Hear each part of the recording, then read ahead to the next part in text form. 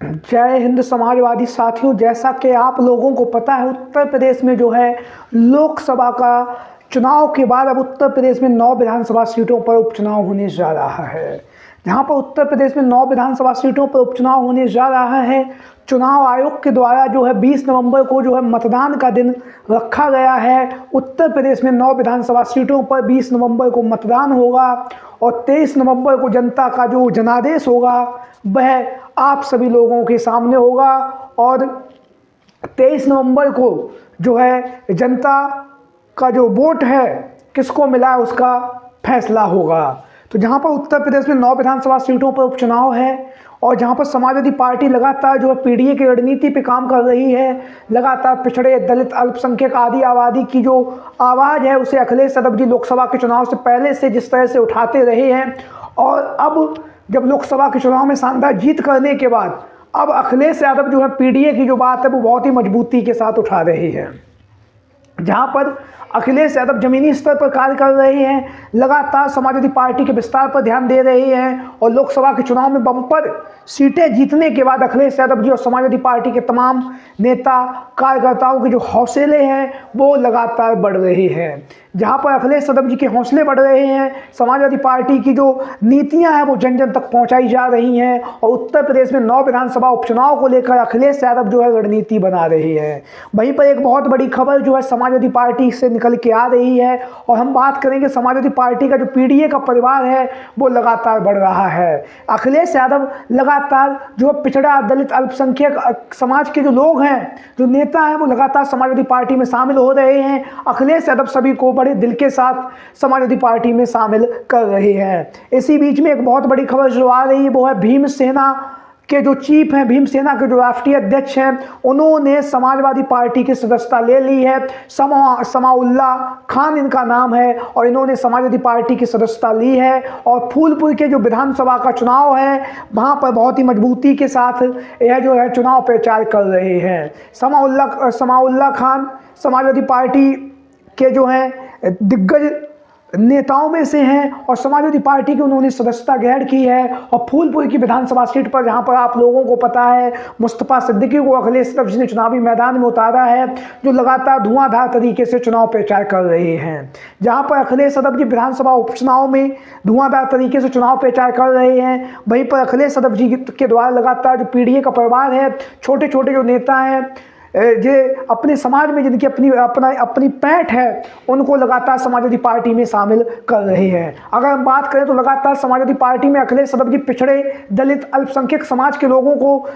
Samajwadi party में शामिल करते हुए जो है विधानसभा का जो उपचुनाव है, जिसे हम विधानसभा चुनाव 2027 से पहले का सेमीफाइनल भी कहा जा रहा है, उसके लिए अपनी फौज तैयार कर रहे हैं। असली जो मुकाबला है वो 2027 में होगा, लेकिन अखिलेश यादव जो हैं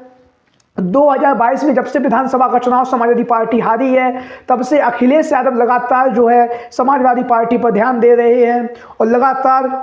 जनता के बीच में जाकर काम कर रहे हैं। इसी बीच में जो है लोकसभा के चुनाव में समाजवादी पार्टी ने बेहतरीन प्रदर्शन किया, जो आप सभी लोगों ने देखा ही है और अब अखिलेश यादव जी जो है विधानसभा उपचुनाव की तैयारियों में जुटे हुए हैं। फूलपुर की जो विधानसभा सीट है, यहाँ पर जो भीमसेना के जो राष्ट्रीय अध्यक्ष हैं जिन्होंने समाजवादी पार्टी की सदस्यता ली है, समाउल्ला खान लगातार समाजवादी पार्टी के जो प्रत्याशी मुस्तफा सिद्दीकी के लिए चुनावी प्रचार कर रहे हैं। वहीं पर हम बात करेंगे भारतीय जनता पार्टी भी लगातार फूलपुर की जो विधानसभा सीट है इस पर मजबूती के साथ अपना चुनाव प्रचार कर रही है, क्योंकि भारतीय जनता पार्टी भी समझती है कि जो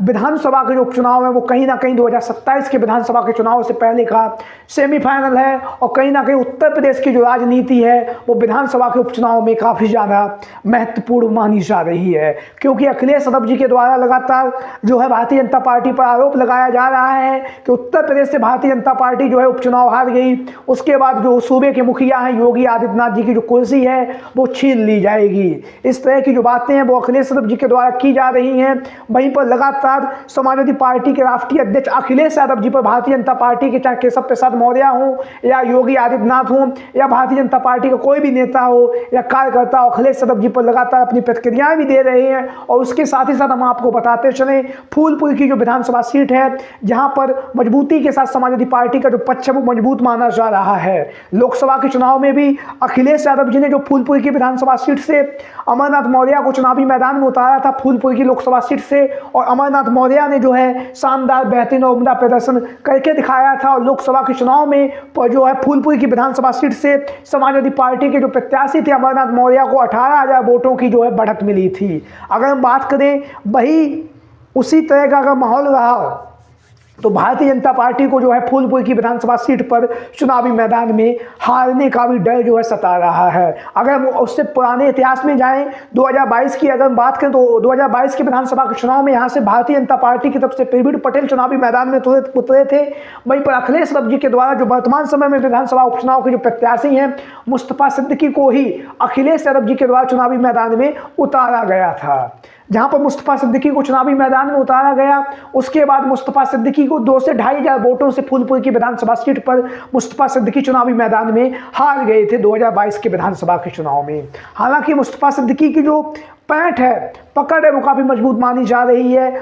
फूलपुर की विधानसभा सीट पर। और फूलपुर की विधानसभा सीट पर जहाँ पर लगातार अगर जाति समीकरण की बात करें तो पीडीए बाउल ये सीट है और यहाँ पर जो लगातार जो पटेल समाज के जो मतदाता हैं वो भी अच्छी खासी तादाद में हैं और निर्णायक भूमिका में हैं। कुशवाहा समाज